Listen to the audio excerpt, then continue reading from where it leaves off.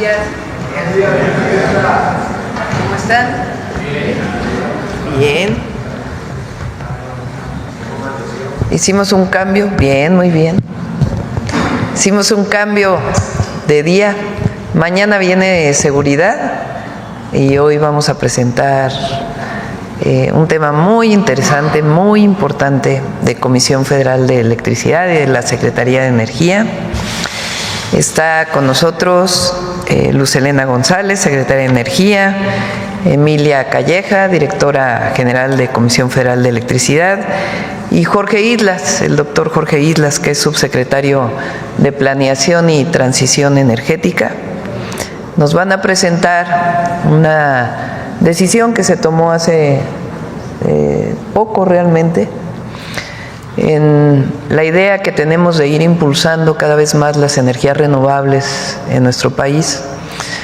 Se tomó la decisión de que en Baja California Sur haya una planta termosolar, que son plantas de generación eléctrica que ya tienen algún tiempo, pero son pocas en el mundo, y nos van a platicar por qué fue la decisión, y es algo pues muy importante para el país porque nos ponemos a la vanguardia también de las energías renovables. Entonces le voy a dar la palabra a Luz Helena, luego a Jorge y luego a Emilia. Adelante, Luz. Con su permiso, Presidenta. Muy buenos días a todas y todos. El día de hoy, como lo señala la Presidenta, nos acompaña el subsecretario de Planeación y de Transición Energética, el doctor Jorge Islas Ampeiro, la maestra Emilia Calleja Alor, que es la directora de la Comisión Federal de Electricidad. Con ambos hemos trabajado este proyecto que es, como bien dice la Presidenta, la construcción de las primeras 2 centrales termosolares con almacenamiento térmico en el estado de Baja California Sur. Estas 2 centrales forman parte del Plan de Fortalecimiento de Expansión del Sistema Eléctrico Nacional 2025-2030, que la Presidenta Claudia Sheinbaum nos ha pedido que impulsemos y que aceleremos el tema de la transición energética dentro del plan y el fomento a tecnologías innovadoras en el sector eléctrico. El objetivo es, pues, reforzar el abasto eléctrico en Baja California Sur con estas plantas. Estas plantas lo que buscan es generar en sitio más energía ante el crecimiento que se tiene en esta zona de la demanda. Son proyectos con fuentes renovables de energía que contribuyen de manera central a nuestra soberanía energética y al cumplimiento de compromisos de mitigación del cambio climático y colocan a nuestro país en la vanguardia. Este proyecto marca un precedente único al ser el primero en su tipo en México y acelerar el cumplimiento de nuestras metas de transición energética, que por ley establecimos que sería al menos el 35% al 2030 de generación eléctrica con energía limpia, con energía renovable. Estas 2 plantas tendrán una inversión de alrededor de $800 millones y le pediría tanto al doctor Islas como a la maestra Emilia Calleja que presenten, por un lado, la parte técnica, la parte conceptual, y por otro lado, la parte operativa, ya que orgullosamente estas 2 primeras plantas van a ser hechas por la Comisión Federal de Electricidad. Muchísimas gracias y con su permiso. Adelante. Su permiso.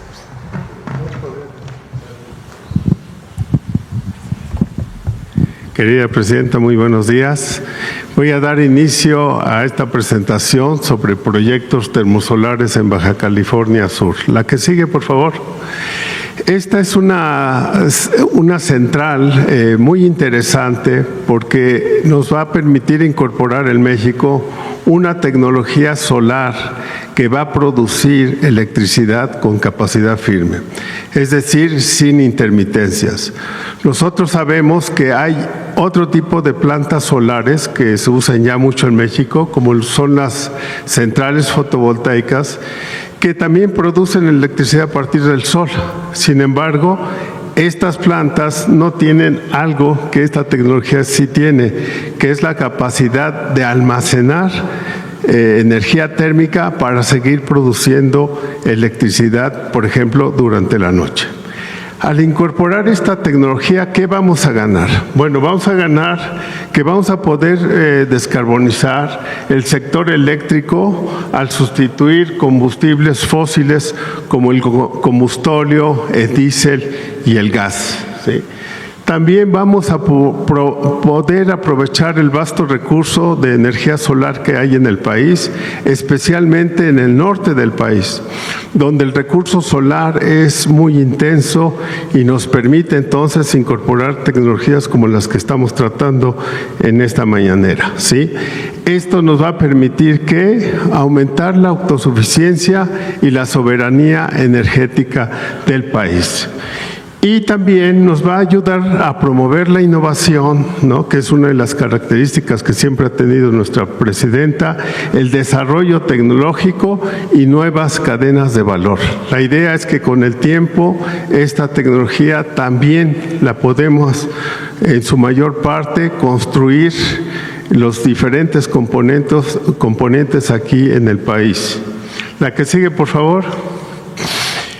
Ustedes pueden apreciar esta tecnología de la que vamos a hablar, que está a mano derecha, que es una tecnología que tiene un campo de helióstatos y una torre central, ¿sí?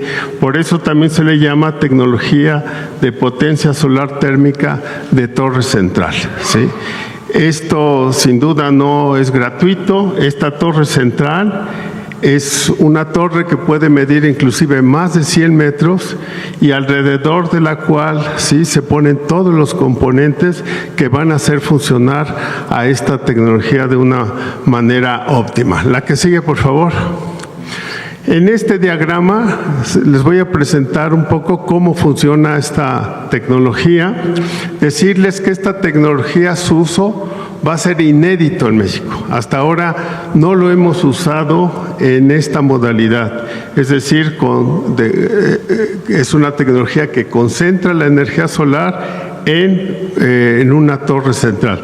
Tenemos otro tipo de tecnología termosolar que usamos, por ejemplo, en plantas como en Agua Prieta, ¿sí?, donde solamente la usamos para producir calor, pero no directamente electricidad. En este caso, lo que tenemos, como les decía, es un campo de helióstatos o espejos móviles, ¿sí?, que van a reflejar y van a concentrar la luz solar en un receptor, en la parte alta de la torre, ¿sí?, pudiéndose alcanzar temperaturas que pueden ir de 500 a 900 grados centígrados e inclusive más, dependiendo del diseño.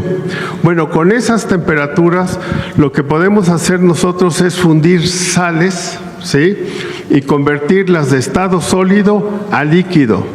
Cuando ya están en estado líquido las podemos manejar a través de bombas, conducirlas de una manera más fácil, y lo que hacemos es que una vez que las fundimos y que estas sales están a altas temperaturas, las comenzamos a guardar en un tanque de almacenamiento térmico. Es un tanque que va a estar aislado y que va a permitir guardar el calor y mantener la temperatura de esas sales fundidas. ¿Qué va a pasar? Que entonces, en la medida que lo guardamos, también en esa medida las podemos utilizar, ¿sí?, haciéndolas salir e intercambiando a través de un intercambiador de calor para producir vapor, ¿sí?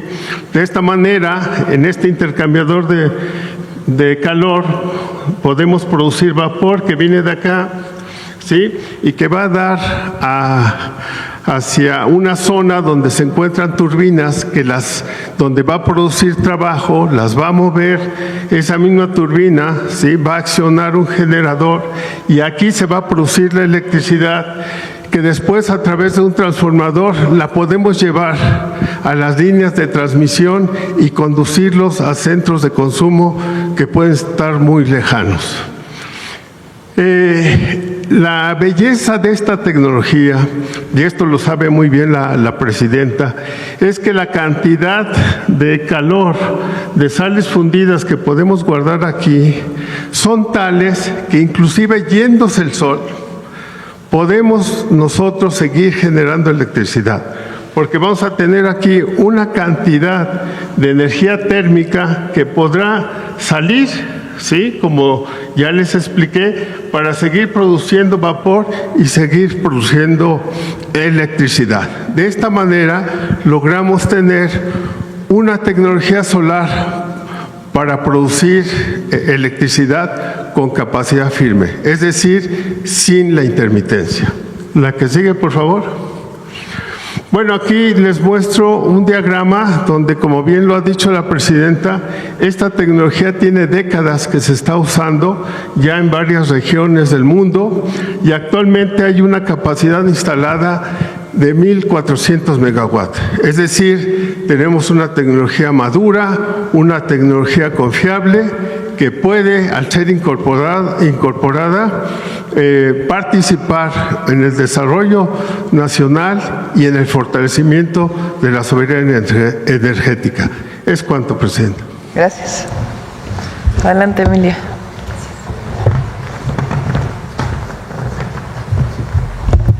Buenos días a todos y a todas. Con su permiso, Presidenta. La siguiente, por favor. Como parte de los compromisos que tenemos en CFE para la transición energética y apoyar el Plan México 2530 de esta administración encabezado por nuestra presidenta, en la CFE estamos impulsando precisamente este proyecto de instalación de una planta termosolar. En este caso serían 2 centrales para poder atender el requerimiento y así diversificar la matriz energética de generación limpia. ¿Qué ventaja tenemos aquí? Esta tecnología es la mejor tecnología que existe actualmente para el aprovechamiento de la energía solar para la producción de energía eléctrica. Otra cuestión es que con esto vamos a atender, como CFE también, la demanda que está requiriendo Baja California Sur para los sectores turísticos y el crecimiento urbano, así como industrial. Y vamos a dar una mayor confiabilidad a todo el sistema de Baja California Sur, atendiendo también el requerimiento de generación en sitio. Baja California Sur es una zona que cuenta con una alta radiación solar, por lo que esto también nos va a permitir aprovechar las características naturales del lugar y sacarle el mejor provecho. Adelante, por favor. Como comentábamos, son 2 centrales termosolares de 50 megas cada una en esta primera etapa, donde CFE estamos ya explorando los mejores sitios para poder hacer la instalación y operarla al cierre de esta administración. Estas centrales, como ahí en la lámina les estamos mostrando, son un beneficio que vamos a tener entre 100,000 y 200,000 hogares, beneficiando con la generación que va a proporcionar estas centrales, donde estamos buscando los sitios más cercanos a las líneas de transmisión y que serían los sitios óptimos para poder hacer la ubicación de las centrales que va a construir la CFE. Como menciona el doctor Islas, estamos hablando de centrales que aproximadamente tendrían una operación con luz solar de 11 horas, pero tiene la versatilidad de que con las altas temperaturas con las que se calientan este sistema de sales y dura un tiempo bastante prolongado para su enfriamiento, y esto es lo que hace que puedan seguir operando aún sin la luz solar. Y además vamos a estarlo reforzando con bancos de baterías que ampliarían esta opción como generación firme. La superficie que estamos requiriendo para poder instalar varía desde 240 a 480 hectáreas. Estamos hablando que para esta tecnología necesitamos 4.8 hectáreas en promedio por cada uno de los megawatts y estamos en coordinación con las diversas áreas, con el apoyo de la CENER para poder encontrar, como ya comentamos, una ubicación estratégica. Por último, quiero compartirles que son aproximadamente de 36 a 48 meses de construcción a partir de que tengamos ya definido el sitio, todas las actividades previas, el proceso de ingeniería, así como el proceso de licitación y de construcción. En resumen, son 2 centrales de 100 megawatts para poder instalarlas con una inversión, como comentó la secretaria, de $400 millones por 50 megawatts. Es cuanto, Presidenta. Muchas gracias. Bueno, pues esta es la información del día de hoy. Es algo muy bueno para el país. Estamos determinando el sitio para la adquisición de los terrenos. Como saben, Baja Sur pues tiene una importante zona desértica, no poblada, aunque pues la mayor parte son de propiedad social. Entonces hay que ponerse de acuerdo con los propietarios de las tierras para poderlo desarrollar. Nuestra idea es que este mismo año tengamos ya todo para iniciar su licitación, si se puede este mismo año y si no a principios de 2026. Sobre el tema. A ver, sobre el tema. Bueno, pues aprovechando que está aquí la Comisión Federal, en Baja California Sur tenemos un gran problema, que es muy cara la luz. Comemos o pagamos la luz. Y ya pues anteriormente cuando estaba el presidente López Obrador se le pidió eso. Ahorita hay comerciantes que le llegan hasta hoteleros arriba de 100,000 pesos de luz. A mí, por ejemplo, en mi casa me llegaron 8,000 pesos. Tengo 2 aires nomás. Es demasiado cara la luz en Baja California. ¿Comemos o pagamos la luz? Sí, hay zonas que tienen una tarifa en el periodo de verano porque se utiliza mucho el aire acondicionado. Eso es desde hace mucho tiempo. La Ciudad de México, por ejemplo, tiene una sola tarifa independientemente si es verano o invierno. Y hay otras zonas que tienen una tarifa de verano para, pues porque sale mucho más oneroso para CFE producir electricidad en esos periodos. Hemos trabajado, por ejemplo, con Mexicali, que es otra de las zonas donde, bueno, quizás es la zona de mayor altas temperaturas en la época de verano, la que tiene más altas temperaturas en la época de verano, para que las viviendas puedan tener paneles solares para producir una parte de su electricidad con energía solar y la otra parte directa de la red.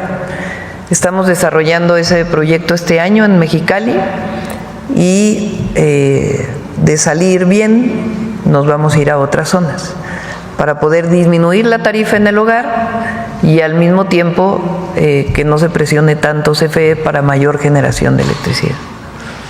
Presidenta, pues otro tema, ya aprovechando que ya tengo muchos viajes acá viniendo a la Ciudad de México, voy a aprovechar ya que me dieron el micrófono. Fíjese que usted hace aproximadamente un año, en el mes de agosto, fue a Cabo San Lucas a inaugurar el ISSSTE de allá. Acaba de ir a La Paz también a ver lo del Hospital Salvatierra con una inversión de más de 300 millones de pesos. También ahorita en el ISSSTE del Conchalito pues no hay medicamentos, no hay aire acondicionado, la gente pues tiene el 50% nomás del aire, es un calorón insoportable, no hay medicamentos en el hospital del Salvatierra, hay medicamentos caducados, se le está dando a la gente.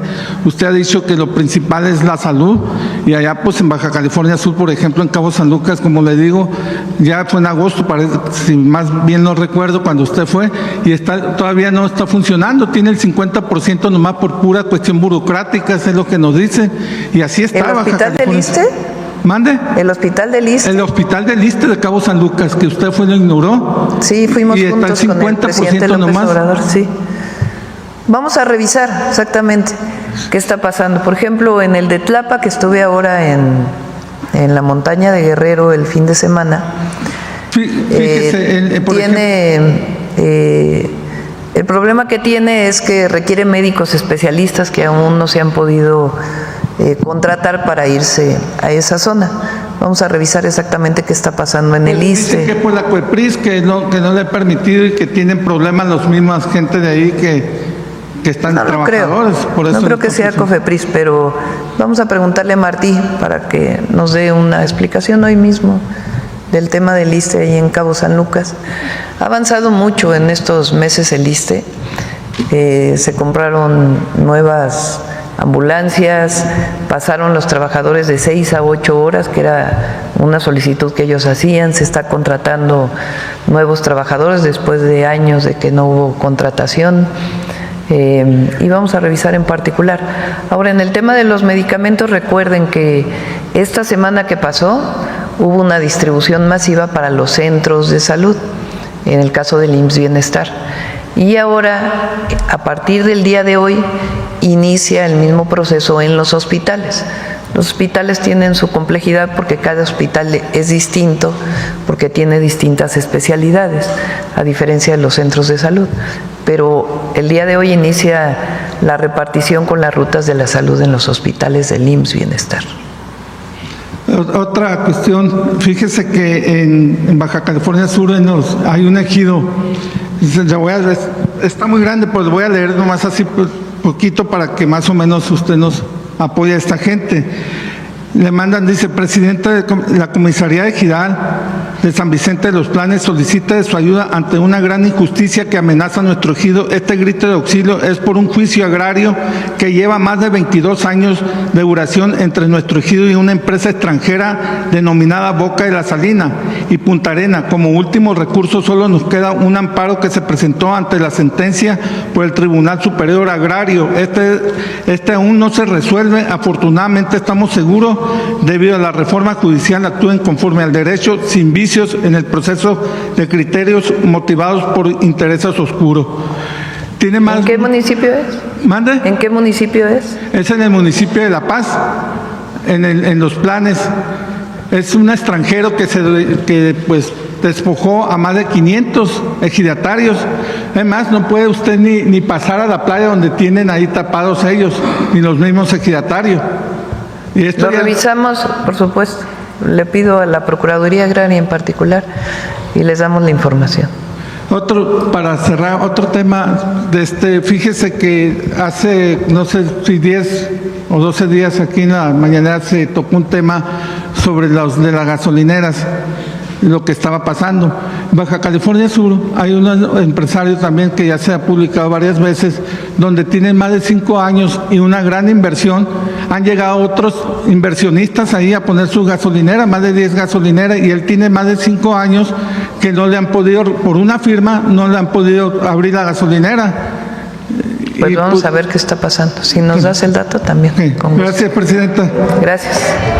Bueno, a ver, energía.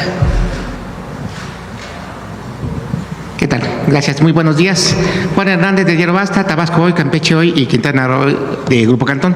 Sobre el tema energético, preguntarle, con todos estos proyectos que se están impulsando en su gobierno, en un porcentaje del 1 al 100, ¿en qué porcentaje estamos de alcanzar esta autosuficiencia energética? Bueno, tomando en cuenta que va a ser todo el sexenio, pero sí ir viendo, estamos hablando de plantas termoeléctricas, estamos hablando del rescate de otras plantas que dejó el expresidente Andrés Manuel López Obrador.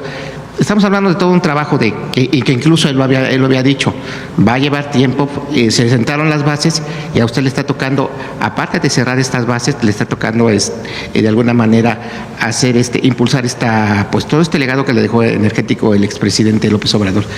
Eso por ese lado, y por el otro, ¿en cuánto ustedes estiman que se va a reducir la tarifa en estas zonas, como hablábamos, por ejemplo, hablábamos del caso de Campeche en el sureste, o en el caso del norte, ¿no?, donde ahí se hablaba que se disparaban las cifras, y precisamente la necesidad de toda esta transformación energética en el país? Bueno, en la primera pregunta, la electricidad tiene que generarse con una fuente primaria. La electricidad es una energía secundaria, se llama, porque requerimos o algún derivado del petróleo, como diésel o como gasolina, para producir electricidad a través de un motor o de una turbina, o requerimos gas natural, que son los combustibles que están disponibles, se producen, y para producir la electricidad pues requieres esas fuentes. Otras fuentes es la energía solar, que está disponible para todos, pero requieres tecnología para aprovecharla. En donde más dependientes somos en este momento en nuestro país es en el gas natural. Gasolinas y diésel, hay una reducción muy grande de la dependencia. En 2018 la dependencia en la importación de gasolinas y diésel era enorme, que es lo que hemos estado platicando. Se privatizó el sector de hidrocarburos, o sea, de petróleo, la electricidad y sin embargo se importaban gasolinas. Entonces, ¿para qué tanta reforma energética? En el 2013 se acabaron importando más, si supuestamente era para producir en México. Hasta que llega el presidente López Obrador y le da un nuevo impulso a las refinerías. Se compra Deer Park, se hace la refinería Olmeca, se mejoran las refinerías y ahora estamos todavía mejorando las refinerías y acabando 2 coquizadoras que todavía quedaron pendientes del periodo del presidente López Obrador. Eso nos ha permitido producir muchos más gasolinas, diésel, turbocina, que es para los aviones. Ahí cada vez somos menos dependientes. En el caso del gas natural sí importamos mucho gas natural, que es lo que hemos estado platicando y necesitamos fortalecer la soberanía. ¿Cómo lo podemos hacer? Produciendo más gas en México, pero también en vez de generar con gas, pues generar con sol, como esta planta o estas plantas. De tal manera que no tengamos que depender de mayor importación de gas y con el sol podemos generar la electricidad en estas tecnologías que son mejores que las de los paneles fotovoltaicos, porque aquí se puede almacenar más tiempo la energía con las sales. Entonces, ese es, digamos, en términos de autosuficiencia. Pero en México se genera toda la electricidad que consumimos, toda. Claro, las fuentes primarias son las que, en particular el gas, estamos importando. Y la idea es reducir esa dependencia. Ahora, sobre el tema de las tarifas, CFE subsidia las tarifas. ¿Qué quiere decir eso? Que de los impuestos de los mexicanos se le da a CFE un monto para que no tenga que cobrar lo que realmente vale la generación de electricidad. ¿Cuánto es esto? 100,000 millones de pesos. O sea, CFE, de los impuestos que se pagan, el gobierno federal le da a CFE 100,000 millones de pesos para poder subsidiar las tarifas. O sea, ya tienen un subsidio muy importante. Entonces, para hacerlo sustentable, lo que estamos buscando es, primero, el ahorro de energía con nuevos equipos. Pronto ya también vamos a presentar este proyecto, que tengamos refrigeradores más eficientes, aires acondicionados más eficientes, que utilicen menos energía y que podamos acceder a ellos. Y la otra es que instalemos paneles solares en las casas para que parte de la energía pues se produzca en la propia casa y que no tengamos que depender tanto de la energía que llega de CFE. Porque de otra manera, pues, podemos subsidiar más, pero tenemos que sacar ese recurso de algún lado.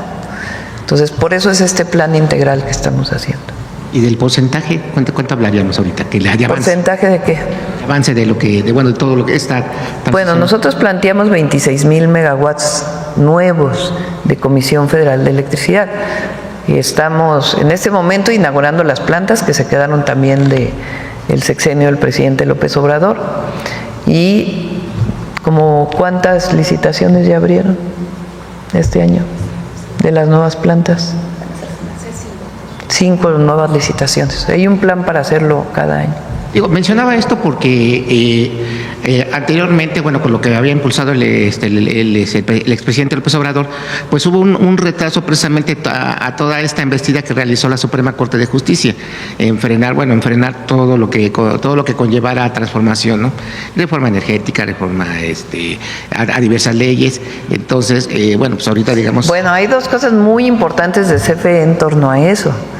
CFE, recuerden que con la reforma energética del 2013 de Peña, cuyo objetivo era privatizar, no tenía otro objetivo más que privatizar y desmantelar a la Comisión Federal de Electricidad, durante ese periodo CFE pasó de generar el 50% al 25% de la electricidad que se generaba, y la otra la generaban los privados.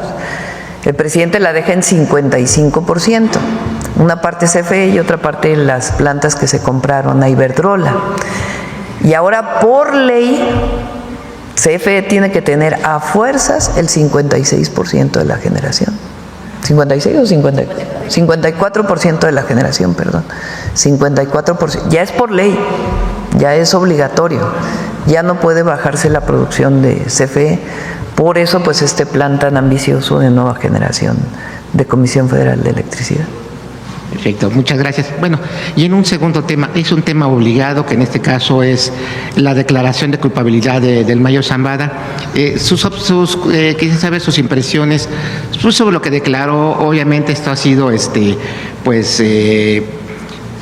pretexto para, en este caso, la oposición, pues de alguna manera de querer manejar la idea de que hay un gobierno débil, que hay un gobierno que está en declive, ¿sabes? O sea, quieren manejar una visión catastrofista de México en el mundo, ¿no? Ese es por un lado, y por el otro, pues vaya, es utilizan toda esta retórica del Mayo, sin tomar en cuenta todo el trabajo que se ha venido haciendo del lado aquí de México, pues en el combate a todo diverso tipo de delitos. Pero sí quisiera saber su opinión, sus primeras impresiones de estas declaraciones que dio, el autoelogio que hace Estados Unidos de que, bueno, pues nosotros sí estamos trabajando, ¿no? Pero quisiera conocer su opinión. Bueno, ayer la propia fiscal de Estados Unidos dijo claramente que hay colaboración con el gobierno de México en la reducción de los delitos y en pues todo lo que se tiene que hacer contra los grupos delictivos de la delincuencia organizada. Lo que más me llamó el día de ayer la atención, no sé si se dieron cuenta, lo que dijo el director de la DEA, dice en su declaración: hemos derribado a 3 grandes narcotraficantes. El primero, García Luna. El segundo, el Chapo. Y el tercero, el Mayo. O sea, pone el director de la DEA al mismo nivel a 2 conocidos capos de la droga y al que fue secretario de Seguridad de Calderón. Así lo dijo, si ustedes revisan la declaración, tal cual lo dice. Hemos derribado a 3 grandes capos de la droga. García Luna. Está interesante, ¿no? ¿No les parece interesante eso? No, es para que lo analicen todos ustedes. ¿Pero no les parece interesante? Así es, sobre todo con lo que está utilizando la oposición en estar denostando al gobierno, los esfuerzos del gobierno, y que... No, pero pone al mismo nivel. Ajá. O sea, imagínense cómo lo ve una agencia de Estados Unidos al que fue secretario de Seguridad de Calderón. A mí me llamó mucho la atención cuando lo nombró. Hay muchas cosas interesantes el día de ayer, pero bueno, nos quedamos con esa. Con esa lectura. Y finalmente, ya para terminar, bueno, ya nadie pregunta de cosas positivas, pero sí, yo sí quiero preguntarle de México Canta. ¿Cómo ve ahí esta competencia? Vamos a dejar para el viernes, pero a ver, pon al finalista del domingo o qué.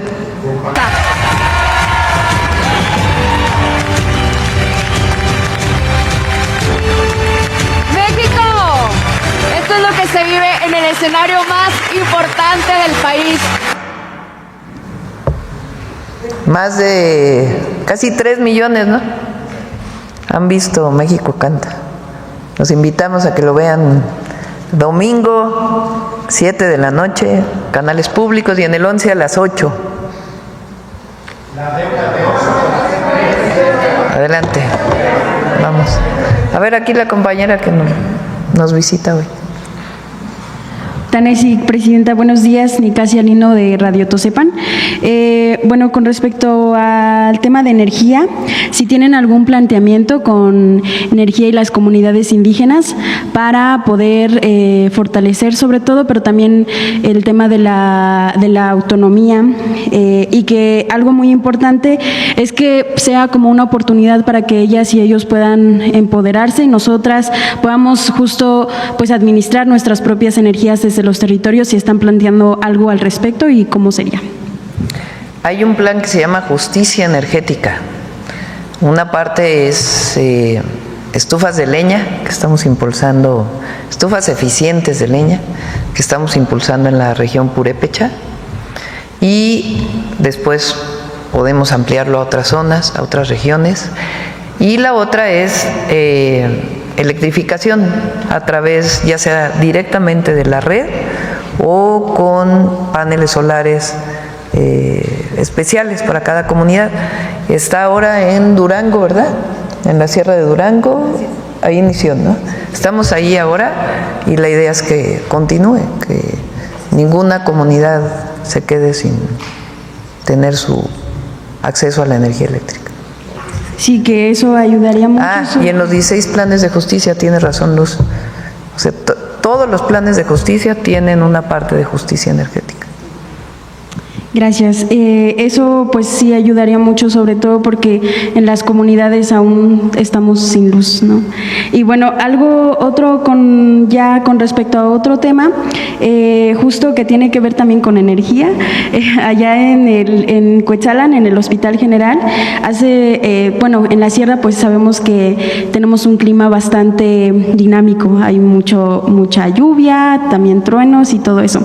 Entonces, estos días justo hubo un caso donde el Hospital General, donde también ya es nombrado como Hospital de IMSS del Bienestar, pues se quedó sin luz, ¿no? Se quedó sin luz y pues hubo una necesidad muy fuerte, porque sabemos que con respecto a temas de salud siempre es importante la gente que está adentro.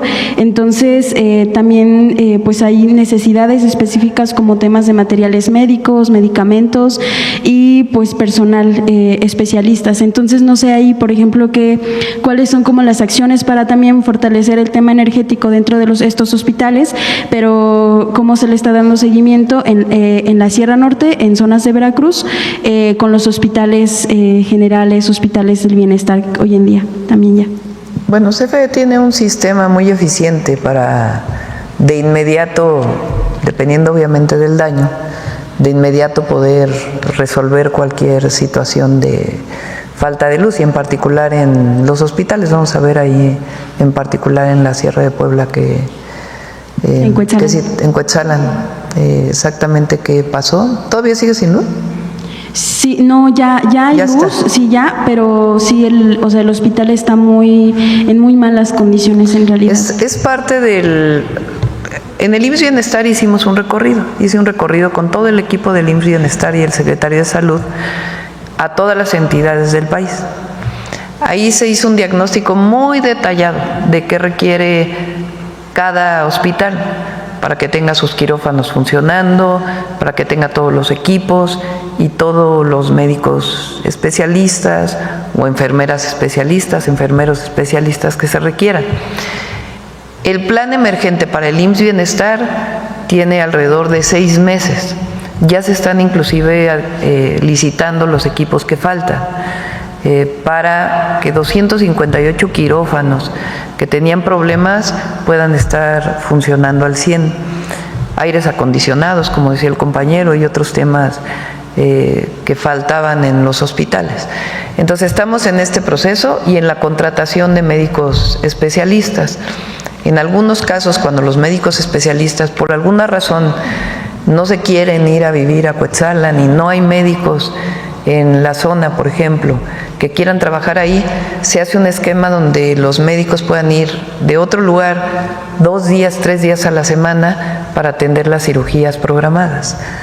Entonces está en estos 6 meses, y en particular en el caso de Puebla, el de Cuetzalan está incluido en este, plan emergente para los próximos 6 meses, y después ya viene todo un proceso también para seguir atendiendo. Y los medicamentos, esta semana inicia la distribución de medicamentos. Muchas gracias. Ya para terminar, decirle que pues también allá hay una universidad que es la Universidad para el Bienestar Benito Juárez García, con clave DGP CEP 130 306, donde nos comentan estudiantes que hay 4 generaciones en las que hasta la fecha no se les han entregado los títulos. Entonces, ellos están preocupados justo porque pues no han podido ejercer la carrera porque no les han dado los títulos, solamente les dicen que todavía no alcanzan el número para poder entregar estos títulos, pero muchas y muchos de ellos pues son mamás, padres de familia, son justo jóvenes de las comunidades y pues no han podido ejercer como tal la carrera que es la carrera de ingeniería, porque no, ingeniería en desarrollo regional sustentable, porque no tienen este título, les dieron cédula, pero no les han entregado sus títulos hasta la fecha, son 50 Bueno, alumnos. formalmente con la cédula no habría problema para el empleo, pero vamos a ver qué está pasando con los títulos. Había un problema en profesiones con algunas de las Benito Juárez que Mario ya está atendiendo. Vamos a ver en particular en esta por qué no se ha entregado el título. Tazocamatic, muchas gracias. Gracias. Vamos, Nancy. Gracias, Presidenta. Buenos días a todas y a todos. Nancy Flores, de la revista Contralínea. Presidenta, en la revista Contralínea acabamos de documentar, ya hemos dado seguimiento a cómo la estructura de la Marea Rosa, este esfuerzo, digamos, que ha hecho el empresario Claudio X González Guajardo, está conectada con funcionarios en activo y exfuncionarios electorales. Es decir, hay unas estructuras dentro de la propia Marea Rosa que se conectan directamente con expresidentes del IFE y del INE. Ellos de hecho fueron voceros y oradores en diferentes momentos y los están reactivando por todo el tema de la reforma electoral, entre ellos pues Lorenzo Córdoba, José Goldenberg, Luis Carlos Ugalde y Valdés Zurita. Además, existe una conexión directa con funcionarios en activo dentro del INE y del Tribunal Federal Electoral. En ese sentido, pues queda claro que, por ejemplo, quien fuera pues uno de los colaboradores de Felipe Calderón y ahora es magistrado electoral, Reyes Rodríguez Mondragón, pues está conectado a esta Marea Rosa a través de una asociación civil que se llama Personas Sumando en 2025. Esta asociación civil ahora busca convertirse en partido político, Somos México, y también tiene conexión con 6 consejeros del Instituto Nacional Electoral. En ese sentido llama la atención cómo estas estructuras de derecha pues están conectadas con el aparato electoral y son los mismos que promueven una campaña para decir que en México hay una dictadura, que no somos un país democrático, y al mismo tiempo quienes pues buscan no tener democracia son ellos. Esta asociación civil Personas Sumando en 2025 es la que presentó el amicus curiae en contra de la elección judicial que se falló la semana pasada. Y pues también preguntarle, Presidenta, en este sentido, cómo observa esta hipocresía de estos personajes que hablan de dictadura cuando en realidad quienes no quieren la democracia y están muy conectados todavía con el Instituto Nacional Electoral y con el Tribunal Electoral del Poder Judicial de la Federación a través de este magistrado, pues tienen todavía estos discursos. Aquellas manifestaciones que se basaron mucho en la mentira, la verdad, de la Marea Rosa. ¿Por qué digo en la mentira? Porque después hubo muchos de ustedes y muchos reporteros que preguntaban en las marchas, oiga, ¿por qué vino? Bueno, es que van a desaparecer el INE. No, pero el INE no se va a desaparecer, va a seguir siendo autónomo, nada más que ahora se va a llamar Instituto Nacional Electoral y de Consultas, creo era, ¿no? Y entonces sustentaron todas esas manifestaciones en que al INE lo querían desaparecer, cuando a lo mejor iba a cambiar de nombre frente a esa propuesta, pero nunca se planteó que iba a dejar de ser autónomo un instituto que llevara a cabo las elecciones. De aquellas manifestaciones, pues a las últimas que han tenido, que han sido como muy chiquitas, ¿no? Ahora pues lo que quieren es convertirse en partido político. ¿Quiénes están ahí? Pues exconsejeros del INE o algunos de los exconsejeros del INE, entre ellos Lorenzo Córdoba, algunos de los que fueron parte del PRD, que ya desapareció, algunos de la derecha, que no encuentran espacio en otros lados y que están buscando ahí querer ser partido político. Ellos tienen que cumplir pues una serie de requisitos para ser partido político. Tienen derecho a ser partido político, ¿no? Mientras cumplan pues con lo que pide las leyes. Llama la atención que ya no se sienten representados en el PAN, que ya no se sientan representados en el PRI, que no se sientan representados en Movimiento Ciudadano y que quieren crear su propio partido político. Y en efecto, muchas de estas personas pues todavía están en espacios de decisión en el Instituto Nacional Electoral, que no tiene nada de malo querer ser un partido político, es en el marco de la legislación mexicana. El tema es qué plantean como partido político,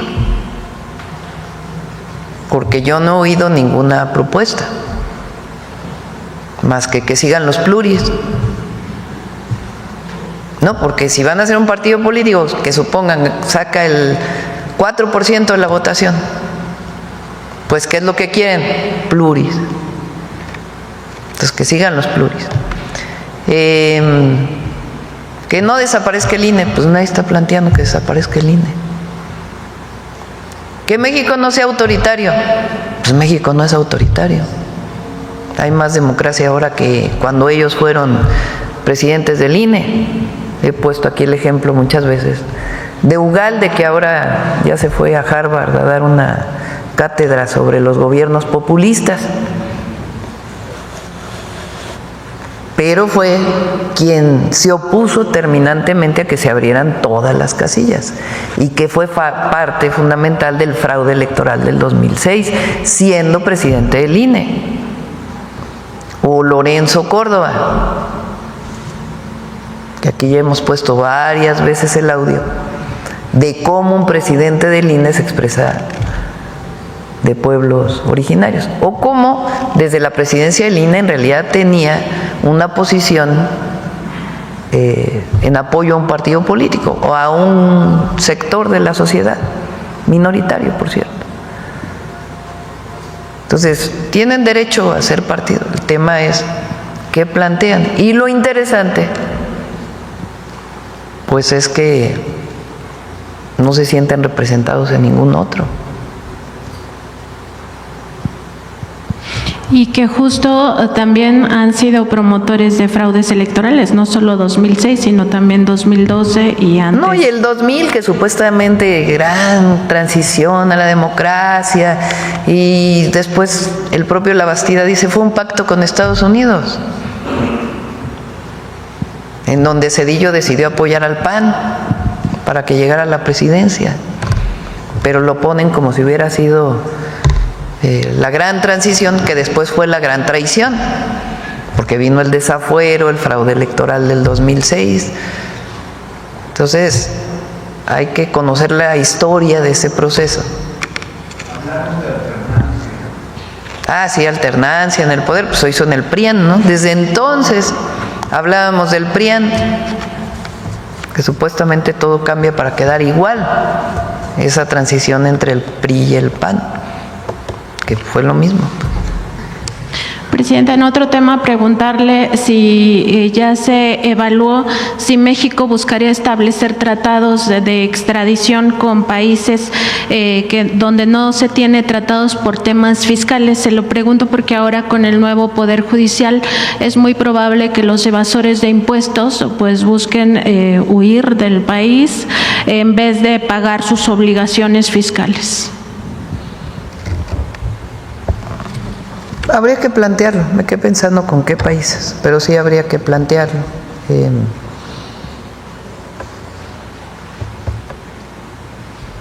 No creo que se vayan a paraísos, vamos a ver, pero no creo, la verdad.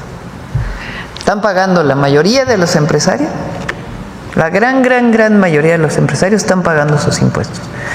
Todavía, como dije el otro día, hay factureros que va a pagar impuestos y para eso vamos a hacer una serie de reformas para evitar que ocurra esto. Por ejemplo, hay veces que crean una empresa y la desaparecen unas horas después.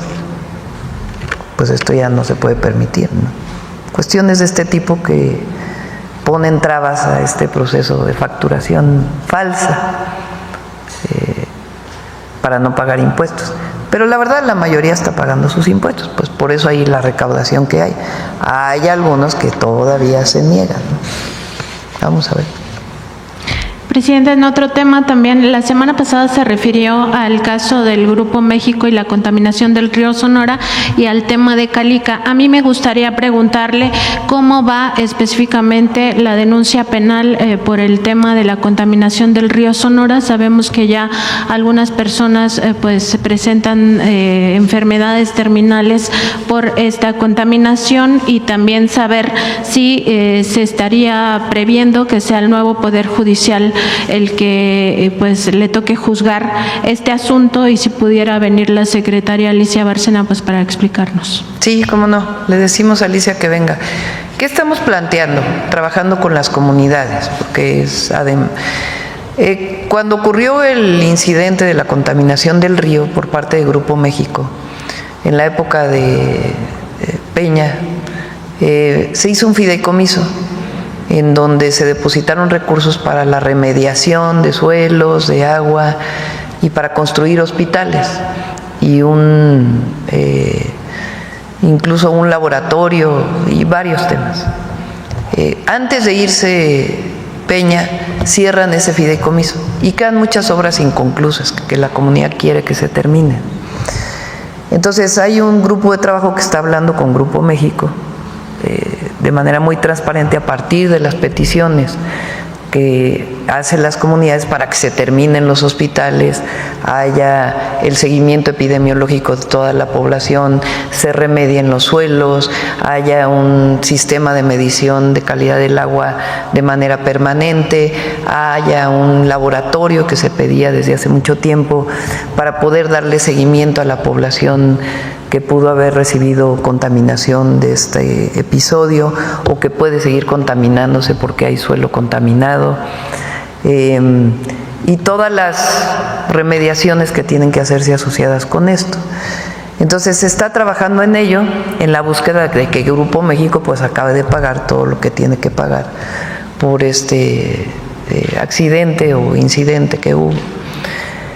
Entonces se está trabajando en ello, esperemos que pues se llegue a un acuerdo, porque más allá de la denuncia penal y que pueda terminar alguien en prisión, pues lo importante es que haya la remediación y el seguimiento epidemiológico y que la población de esa zona que vive cerca de la mina pueda vivir sanamente, ¿no? Ese es el objetivo. Entonces en eso estamos trabajando con Grupo México y no vamos a hacer nada que no quiera la población. Y en el caso de Calica, mencionaba la semana pasada, Presidenta, que está en un panel internacional este asunto. Preguntar también cómo va la defensa. Ahí sabemos que no es propiamente la Secretaría de Medio Ambiente, sino más bien la Secretaría de Economía. Preguntar si también se pudiera dar alguna información por parte del secretario sí, Marcelo Ebrard. Por supuesto, le pedimos que informe y también lo dije muy claramente que nos buscó la empresa al gobierno de México para ver si podía haber algún acuerdo. Entonces les planteamos muy claramente que no podían seguir explotando la mina, que los impactos ambientales de eso pues era muy graves y además habían no habían cumplido con el impacto ambiental. Entonces plantearon la posibilidad de que hubiera otra cosa en ese terreno que pudiera ser parte del plan de manejo. Entonces está evaluando la posibilidad de un desarrollo turístico de bajo impacto en la zona, que pudieran desarrollar ellos, pero ya no la mina, sino otro esquema que tendría que tener también su propio impacto ambiental y el funcionamiento del puerto, que ellos tienen la concesión que se les dio hace mucho tiempo. Entonces está trabajando en ello para ver si se puede llegar a un acuerdo. Si se llega a un acuerdo, también de manera transparente y que no tenga los impactos ambientales que tenía la mina, pues entonces ellos se desistirían del panel internacional. Entonces está en ese proceso. Gracias, presidenta. Gracias. Gracias, presidenta. Arturo Páramo, Grupo Imagen. Quiero regresar al tema de la declaración de culpabilidad de ayer que hizo Ismael Zambada. En una de las partes que se hicieron públicas, él estableció que al menos durante 50 años él había sido parte de la cabeza, de la dirigencia del cártel de Sinaloa. Durante ese periodo, 50 años al menos, este cártel ha estado pagando a policías, a militares y a políticos para poder actuar de manera libre. El Mayo fue detenido, fue trasladado a Estados Unidos el año pasado. Es decir, 50 años atrás ha estado delinquiendo con este esquema que él mismo dio a conocer. ¿Algún comentario acerca de cómo, pues, al menos en declaración, en esta inicial declaración, pues sí se pone ya en una declaración ante una corte que sí ha habido corrupción por parte de autoridades? Él habla de todos los niveles, desde al menos el año pasado hacia atrás, presidenta. ¿Algún comentario acerca de esto? Pues tendría que haber una denuncia, ¿no? O sea, porque puede decir este tema, pero ¿a quién le daba dinero? De acuerdo con lo que planteó, pues tendría que haber una denuncia, ¿no? En particular. Sería parte de la investigación seguramente. Ahora, una de las declaraciones también que hizo ayer el abogado del Mayo es que lo que sabe el Mayo se lo va a llevar el Mayo. Esto suma también a la falta de cooperación del gobierno de Estados Unidos, es decir, estamos ante la posibilidad de que no se conozca en realidad qué alcances tenía esta colusión de autoridades, de militares, de policías con el crimen organizado, presidenta. Lo que sabemos es lo que ustedes saben el día de ayer. Lo que menciona el abogado en su entrevista cuando sale del juicio y después lo que declaran las autoridades de Estados Unidos. Entonces, eso es lo que sabemos, igual que ustedes. La decisión que toma este personaje, el Mayo, con sus abogados y que comunica el abogado, y después las declaraciones de las autoridades de Estados Unidos. Eso es lo que nosotros tenemos conocimiento. En la conferencia de prensa posterior que dieron autoridades de Estados Unidos también se hace hincapié en que el Mayo morirá en la cárcel en Estados Unidos, presidenta. ¿Algún comentario también acerca de esta declaración? Digo, parece muy a la ligera, pero vaya, el hecho de que no haya compartido con el gobierno mexicano la situación, pues los alcances de este tema, ¿le llama usted la atención, presidenta? ¿Por qué no? Yo creo que les toca a ustedes, más que a nosotros. Nosotros obviamente hacemos ¿a qué me refiero hoy? Lo que sigue, todavía no digo. ¿Cómo fue que el Mayo llega a Estados Unidos? La detención del Mayo. Sí, porque hay que analizarlo todo. ¿Cómo es que llega a Estados Unidos? ¿Cuál es la declaración formal del entonces gobierno del presidente Biden frente a esa detención de cuando llega él a Estados Unidos? Su declaración de culpabilidad, las declaraciones de su abogado y las declaraciones de las autoridades. Yo creo que vale la pena analizarlo. Nosotros, nuestro gobierno, tenemos una estrategia que tiene que ver con dos grandes temas: la atención a las causas que provocan la delincuencia y particularmente la delincuencia organizada, atender a los jóvenes, y la otra, cero impunidad. Cero impunidad. Y en ese Trabajo estamos todos los días. Pero lo que ocurrió ayer, desde la detención de esta cabeza de un grupo delictivo hasta su detención, hasta lo que ocurrió ayer, es algo que vale la pena analizar. Gracias. Hay otro tema también que tiene que ver con seguridad que surgió ayer en Estados Unidos. Stephen Miller, asesor de seguridad del presidente Donald Trump, hizo una disertación acerca de la inseguridad que se vive en algunas ciudades de los Estados Unidos que están siendo víctimas de la delincuencia organizada. E hizo el símil de que son como la Ciudad de México, que está gobernada por el crimen organizado. Me imagino que merece una respuesta de parte de ustedes, si es que la Ciudad de México o alguna otra ciudad en México está gobernada por el crimen organizado, presidente. Hoy mismo en la reunión del Gabinete de Seguridad, le pedí a la Secretaría de Relaciones Exteriores y a la Secretaría de Seguridad que le hagan llegar a este asesor de la Casa Blanca, a Stephen Miller, las cifras de la Ciudad de México, porque a lo mejor no las conoce. La reducción de homicidios en la Ciudad de México del 2018 a la fecha es casi del 60%. La reducción de delitos de alto impacto, cada vez hay menos delitos. Sí hay temas y evidentemente hay que atenderlos, nadie dice que... pero no es lo que a lo mejor imagina esta persona. Entonces es importante que él conozca lo que se ha hecho en la Ciudad de México desde que estuvimos nosotros y ahora el trabajo que está haciendo Clara Brugada, que es muy bueno. Ella, además de las tareas de inteligencia, investigación y de colaboración que tiene con el Gobierno de México en todo este proceso, pues ella está reforzando los cuadrantes de seguridad. Puso 2 patrullas por cuadrante, está haciendo un trabajo de seguimiento, de supervisión permanente de la policía y el trabajo de territorios de paz e igualdad que le llama a ella. Entonces, hay un trabajo muy importante para atender la seguridad en la ciudad.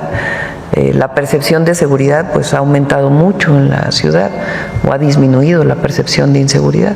Entonces vale la pena hacerle llegar también el número de ciudadanos estadounidenses que viven en la Ciudad de México, que son un número muy importante, que probablemente él no tenga esta información. Entonces hay que hacerle llegar la información para que sepa pues que hay un muy buen trabajo para atender la inseguridad en la Ciudad de México. ¿Este reporte se enviará personalmente o será público? A través de Relaciones Exteriores, y sí, se puede hacer público con los datos que tiene el sistema de seguridad.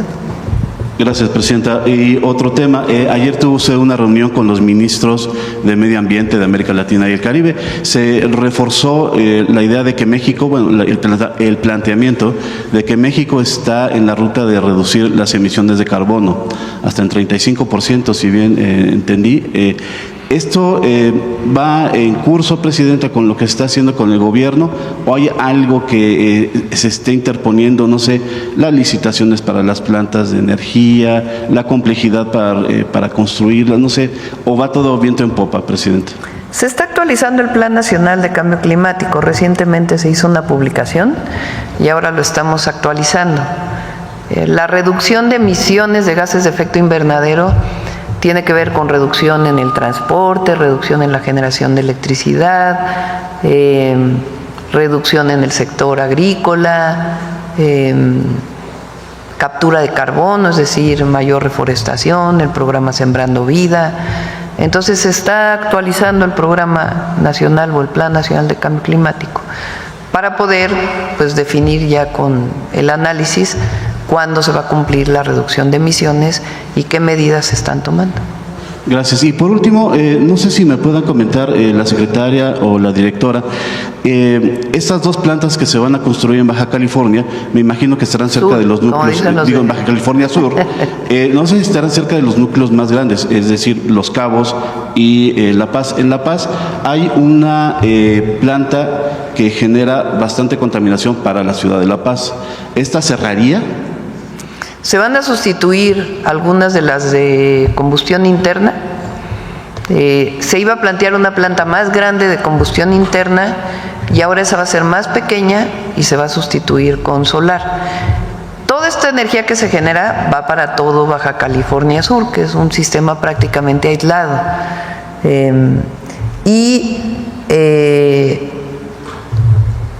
Tiene que estar en un lugar donde no le afecten los huracanes. Yo también les decía el otro día, ¿por qué no la ponen cerca de tal ciudad? Y me decían, no, pues hay que cuidar que los huracanes no lleguen. Entonces, por eso están ubicando en los lugares donde pueda tener menos afectación por un huracán. Gracias, presidente. Sí.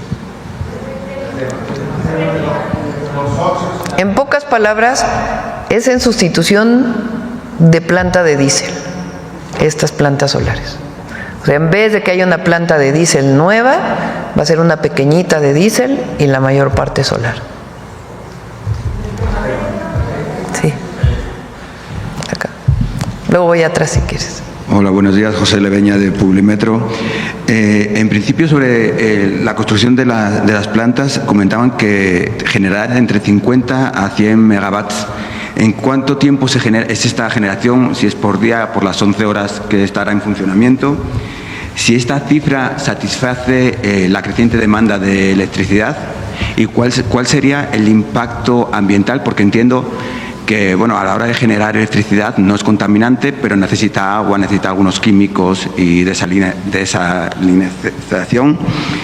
¿Y cuál es la generación de empleos en esta planta? ¿Quieren comentar algo?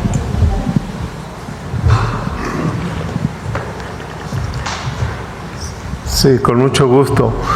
Bueno, el objetivo de estas plantas, las dos plantas de 50 megawatts termosolares que se presentaron, que es una primera etapa, porque después hay una segunda etapa donde habrá una más de 50 megawatts. Va a ser descarbonizar el sistema eléctrico de Baja California Sur. ¿Qué quiere decir esto? Que con esto vamos a reducir sustantivamente el consumo de combustóleo, que por ejemplo afecta mucho la ciudad de La Paz, y también el consumo de diésel. Y también va a haber una reducción más pequeña de gas natural. Esto va a traer consigo pues un aire más limpio. Vamos también a mitigar gases de efecto invernadero de una manera importante, y está previsto que las dos primeras plantas entren en funcionamiento comercial antes del año del 2030 o a inicios del año 2030, y esperamos que la tercera también lo pueda hacer, pero eso todavía estamos analizando esa posibilidad. Gracias. ¿Y en generación de empleos? Generación de empleos, pues va a ser muy interesante, porque esta planta, entre otras cosas, exige un campo de helióstatos. Este campo de helióstatos, hay un estudio que hizo el Instituto de Energías Renovables hace ya pocos años, donde mostraba que estos helióstatos se podían crear aquí en México, ¿sí?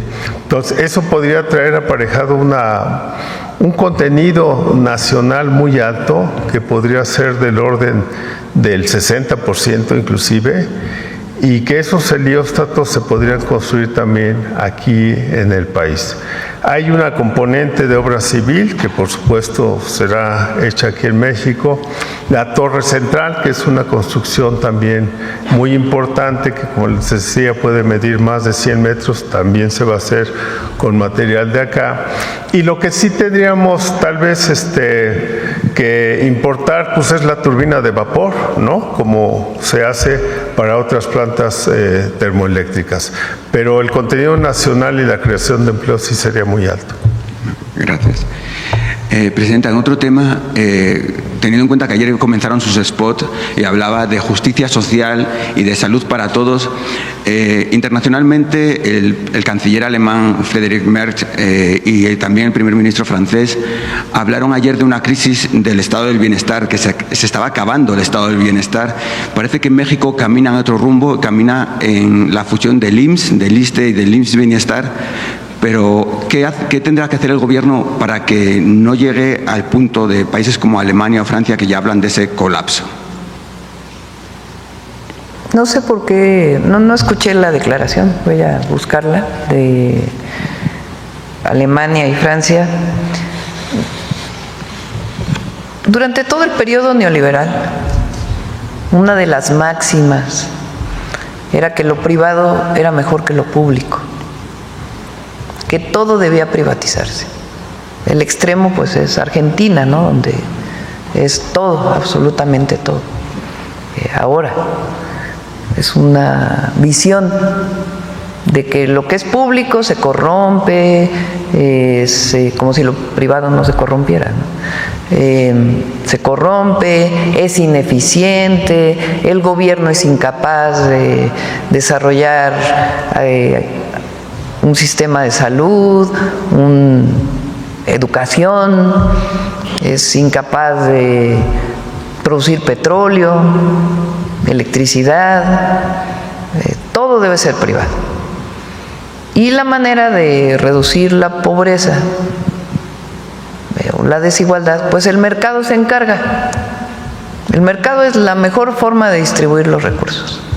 Esa era la visión neoliberal, sin ponerle todo lo adicional, que ocurrió en muchos países, pero en México es ejemplo de la corrupción asociada con las privatizaciones, que es una barbaridad. Ya el colmo fue el Fobaproa, ¿no? Nosotros no pensamos eso. Nosotros pensamos que el pueblo de México tiene derechos. Y los derechos solo pueden cumplirse,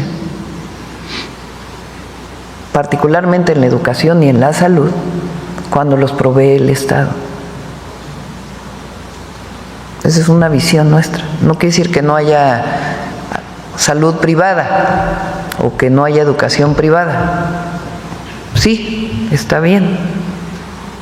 Pero el Estado tiene la obligación de proveer la mejor educación de todas, con una visión humanista, y el mejor acceso a la salud de todos.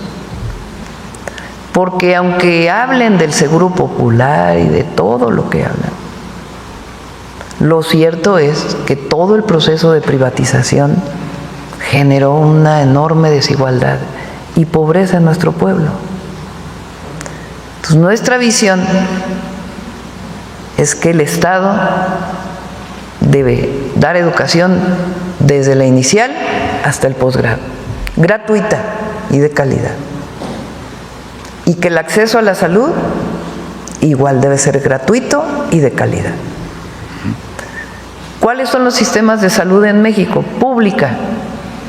El IMSS, el Instituto Mexicano del Seguro Social, cuyos recursos vienen de la patronal, que antes se llamaba, de los empleadores, del trabajador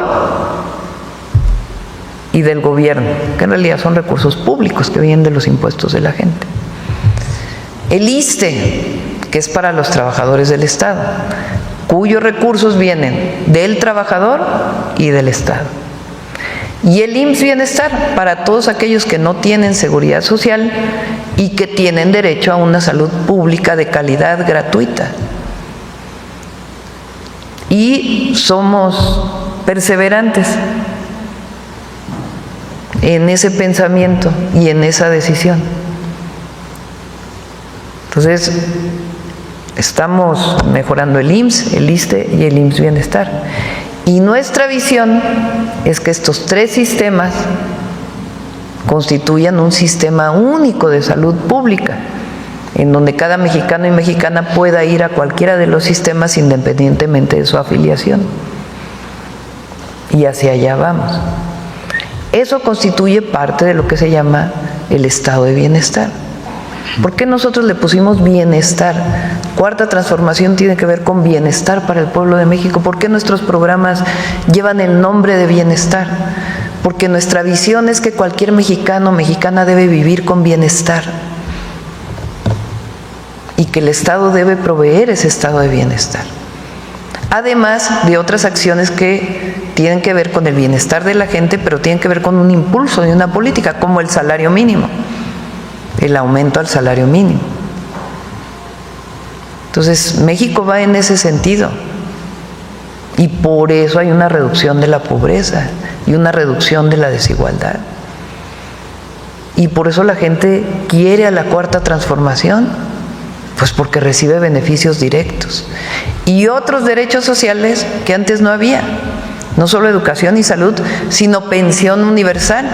Si uno lo piensa, la pensión universal para el adulto mayor es un sistema de seguridad social, es un estado de bienestar, porque quiere decir que todo mexicano y mexicana tiene derecho a una pensión, por lo menos alimentaria, que le alcance para la canasta básica. A una pareja, pues el doble, 12,000 pesos se reciben bimestralmente. O las becas, que todo estudiante tenga una beca, si va a educación pública. Entonces esa es nuestra visión y nuestra lucha de toda la vida. Ayer, por ejemplo, que presentamos lo del examen del Comipem, hoy vamos a presentar lo del Bachillerato Nacional con universidades públicas, instituciones de educación pública. Cuando yo tenía 15 años y entré al CCH Sur, la primera movilización en la que participé fue con el movimiento de rechazados, porque yo pude entrar al CCH, pero muchos jóvenes no pudieron entrar y siempre pensé, ¿cómo es posible que haya jóvenes que quieren estudiar la preparatoria y no tengan acceso a la preparatoria? Bueno, ahora pues nuestra visión es que no haya rechazados y que todos tengan, si así lo desean, el acceso a estudiar, y en ese camino vamos. Entonces esa es nuestra visión, esa es una de las esencias de la Cuarta Transformación, y lo que es increíble es que el recurso, ¿de dónde viene? La gran mayoría de ese recurso, de erradicar la corrupción. O sea, ¿por qué antes no había programas de bienestar? ¿En qué se lo gastaban?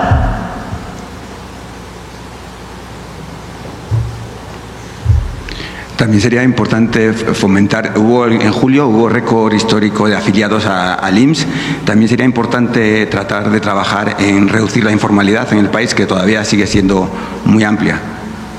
Sí, estoy de acuerdo, pero hay otra informalidad que es esta, por ejemplo, de los repartidores, porque a veces piensa que la informalidad solo está en la persona que dignamente vende en la vía pública.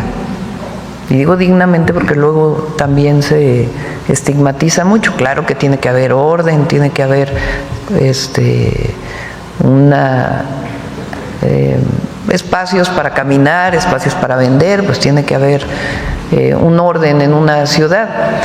Pero nadie hablaba de la informalidad de los repartidores de alimentos que no tenían acceso a la seguridad social y en realidad pues son parte de una empresa. Entonces, eso es formalización. El outsourcing, desaparecer el outsourcing, es formalización.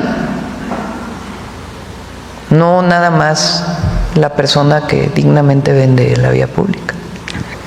Ya para terminar, en un tema internacional, en los medios internacionales, también en redes sociales, se está hablando mucho sobre Venezuela estos días, sobre una posible invasión al país. Ayer Díaz-Canel y Gustavo Petro se pronunciaron en contra de esta intervención. ¿Cuál es el posicionamiento de México en medio de esta tensión internacional? Y sobre todo considerando que Estados Unidos es el mayor consumidor de drogas, y para ver en qué posición se queda México en este juego geopolítico. Ya lo hicimos, ya nos posicionamos aquí en la mañanera y a través de la Secretaría de Relaciones Exteriores, no intervención. Nosotros estamos en contra de las intervenciones. Por Constitución, la política exterior de México dice claramente no al intervencionismo y la defensa de la autodeterminación de los pueblos. Esa siempre va a ser nuestra posición. Y en redes sociales, estos juegos que se están marcando demasiado, ¿no?, en pro y en contra de los gobiernos, pasa aquí en México, pasa en Venezuela y pasa también en Estados Unidos. ¿Cuál sería el llamado de la presidenta de México para evitar estas confrontaciones?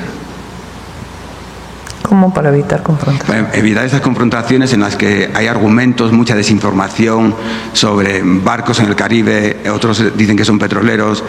Bueno, pues tiene que haber la información oficial por parte de los gobiernos. Pero las redes sociales pues, están hechas para el debate, ¿no? Lo que hay que ver es cuando son bots, son troles, no sé cómo se llaman, son robots, pues, que están generando información y que no son personas de verdad, que inflan algún posicionamiento, ¿no?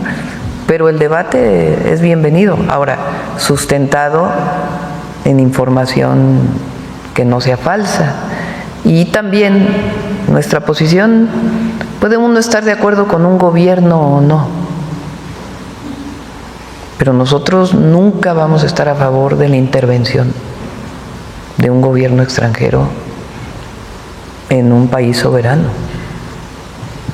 Okay, muchas gracias. Y repito, ni siquiera es solo por convicción propia, sino que esa debe ser la posición de cualquier presidente de México porque está en la Constitución.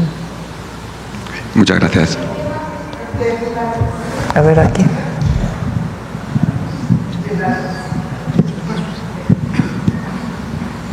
Gracias, presidenta. Olga Ojeda Lajud, corresponsal de Imagen de Veracruz y Diario del Istmo, que pertenecen al corporativo Imagen del Golfo.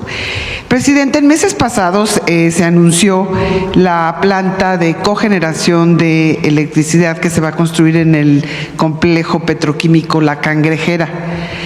Obviamente sabemos que esto va a llevar tiempo, va a llevar años en construirse. Sin embargo, queremos saber su viabilidad real, si se va a cubrir solamente la electricidad del complejo La Cangrejera o de los demás complejos petroquímicos que hay en Coatzacoalcos, y si va a cubrir también la electricidad de pueblos cercanos, porque el de Villa Allende es una localidad que constantemente sufre de problemas de electricidad. Y bueno, hace poco, la semana pasada que se habló, ya no se mencionó nada sobre La Cangrejera, aprovechando que está la secretaria y la directora general de la comisión. Está iniciando la planta de petroquímica ahí, estaba ya desde hace varios años sin operación, y la está echando a andar Pemex Transformación, se llama, ¿verdad? Pemex Transformación Industrial, que en realidad ya es parte de un solo consejo, ¿no? Por cierto, estaba hablando y no acaba de decir, CFE ya es solamente una empresa, Eso que es algo extraordinario. Perdón, CFE, sí dije CFE. CFE ya es una empresa solamente con un solo consejo de administración, que la habían dividido en Pemex Básica, Pemex no sé qué, Pemex Región quién sabe cuándo, CFE, perdón, CFE Región quién sabe qué, CFE, es que a Pemex también lo hicieron. Emilia con Luz Helena han logrado algo extraordinario, que es de nuevo integrar verticalmente a Comisión Federal de Electricidad, manteniendo su transparencia en la administración. Es algo muy bueno para la empresa. Bueno, en el caso de Pemex, perdón, es lo mismo, se está integrando y se están echando a andar las petroquímicas. Tiene que haber una inversión para la petroquímica, porque pues son plantas ya muy antiguas y está contemplado en el plan de Pemex. Ahí está contemplada la cogeneración. ¿Qué quiere decir la cogeneración? Con Jorge Islas estudiamos juntos física. Después él se fue de investigador al Instituto de Energías Renovables y yo me quedé en el Instituto de Ingeniería y colaboramos muchos años juntos como investigadores. Bueno, ¿qué es la cogeneración? La cogeneración es en una planta, una fábrica, requiere electricidad y también requiere calor.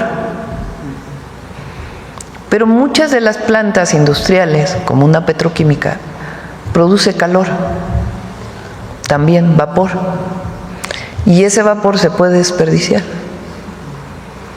o se puede aprovechar ¿Cómo se puede aprovechar? Generando electricidad. Por eso se llama cogeneración, porque el vapor de una industria se aprovecha para generar electricidad. Y esa idea se ha tenido desde hace muchos años en Pemex. ¿Por qué no se ha hecho? Ahora sí la tiene la planta de cogeneración, la tiene la refinería Olmeca. Ahí Rociona le puso mucho énfasis para que tuviera su planta de cogeneración. En otras no se hizo, pues porque se cayeron las refinerías, las dejaron caer. Entonces, si producían poco, pues producían poco vapor y no valía la pena poner una planta de generación eléctrica. Ahora sí, nuestra idea es recuperar la petroquímica y con la recuperación de las refinerías, pues que tengan su propia planta de producción de electricidad. Pero la mayoría sería para la propia planta, para generar la propia planta. Para poder mejorar el abastecimiento de energía eléctrica en todo el país, pues es el Plan Nacional de Energía Eléctrica que tiene CFE y la Secretaría de Energía. Muy bien, muchas gracias. Por otro lado, aprovechando también que están aquí la secretaria, resulta que Pemex, según los reportes del reporte mensual operativo de Pemex, registró una producción de 1.648.000 barriles diarios de hidrocarburos. Esto representa una caída del 7% en la producción. Dicen que ya se acumularon 19 meses que no crece, que no tenemos niveles de producción que había hace 20 años. No sé, me gustaría su punto de vista, si se tiene pensado recuperar esta producción que tenía la paraestatal. Pemex llegó a tener una producción de 3.4 millones de barriles diarios en la época de Fox. Se hizo a través del peor esquema posible, que fue sobreexplotar Cantarell. Cantarell, el gran yacimiento que le dio tanto a México, en vez de explotarlo racionalmente para que Cantarell durara más, decidieron producir más. También, entre otras cosas, en su acuerdo con Estados Unidos en aquella época, para poder exportar más petróleo. Y lo peor de todo es que un yacimiento petrolero, un pozo petrolero, pues el petróleo sale por presión. ¿Quién le da esa presión para que salga el gas que tiene el propio pozo, digamos? Cuando el gas se va acabando, pues va quedando el petróleo abajo y ya no puede salir. Requiere inyectarle más presión. Normalmente lo que se hace es que se inyecta gas natural, o sea, de lo mismo, pues, para que pueda tener. Bueno, se les ocurrió inyectarle nitrógeno. La peor decisión que pudieran haber tomado, porque contaminaron el gas que ya quedaba ahí con nitrógeno. Y ahora, pues, ha sido muy difícil poder utilizar ese gas. Nosotros no queremos llegar a 3.4 millones de barriles. Por varias razones. Una, porque queremos explotar racionalmente el recurso petrolero. Y dos, por razones ambientales. Pensamos que hay que dejar esa base y que lo adicional pueda generarse también con energías renovables. Entonces, la meta es 1.8. El presidente López Obrador llegó a 1.8 millones de barriles. Algunos de los pozos se fueron acabando y nosotros queremos seguir aumentando. Ahora estamos en más de 1.6 y México tiene 1.8 porque los privados que generan petróleo, que se dieron durante las rondas petroleras de Peña, siguen produciendo. Entonces el país produce alrededor de 1.8 millones de barriles, entre lo que produce Pemex y el pedacito que producen los privados. Y la idea es que Pemex, el máximo al que llegue, sea 1.8 millones de barriles. Y se concentre, además, en la producción de petroquímicos, de los refinados, de otros, como litio, por ejemplo, que queremos que también entre ahí, y que el petróleo solamente tenga eso. Lo peor del periodo de Fox y de Calderón es que el petróleo valía $100, $120 el barril. Hoy vale 60, 63. Entonces imagínense la cantidad de recursos. 3.4 millones de barriles diarios, multiplicado por $120 el barril. Un recurso enorme. Que uno diría, oye, pues es que en la época de Fox hizo las grandes obras de infraestructura para el futuro del país. Carreteras, puentes, trenes, aeropuertos. No. A ver, díganme una obra que recuerden del periodo de Fox.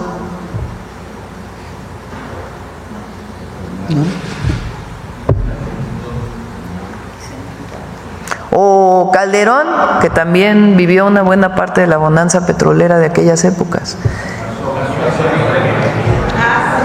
La Barda, la Suavicrema que le dicen, el monumento a la corrupción.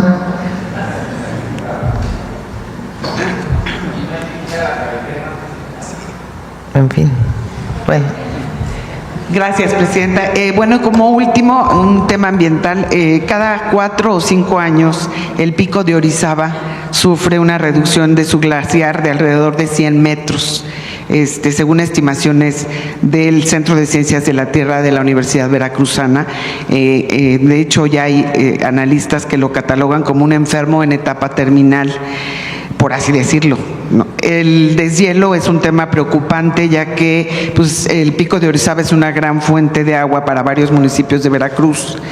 Por ello le pregunto si el gobierno federal que usted encabeza tiene pensado algún proyecto para este tipo de ecosistemas, no sé, algún plan que sea inmediato o durante el sexenio que nos pueda platicar. Lamentablemente la disminución de los glaciares en las montañas está asociado al cambio climático. Ese es un fenómeno de todo el planeta. Aunque México ya no usara fuentes que producen gases de efecto invernadero, no tendría efecto en los glaciares. Por eso es tan importante el compromiso mundial para reducir emisiones. Lo que sí se puede hacer es reforestar, eso sí. Creo que se ha hecho algo. Ajá. Se ha avanzado y todavía se puede avanzar más. Sí. Pero finalmente pues es un problema. Sí, la disminución de los glaciares fue el primer fenómeno. No solo se vive en México, en el mundo entero. Por eso el Popo, que antes nosotros de chicos lo veíamos nevado, hoy pues tiene mucha época del año que no está nevado. Sí. Ya como último, Presidenta, ante la prioridad federal que representa el corredor interoceánico, esto para el desarrollo del sureste del país, queríamos saber si su gobierno va a impulsar la actualización del mapa territorial de Veracruz en coordinación con autoridades estatales y municipales para facilitar el otorgamiento de permisos de uso de suelo y atraer inversiones estratégicas para la zona. Sí, está haciendo muy buen trabajo, Rocío. Esa mujer es activísima. Muy buen trabajo. Y ahí le estamos acompañando en lo que requiera. Ya, cerramos. Nada más cierro felicitando.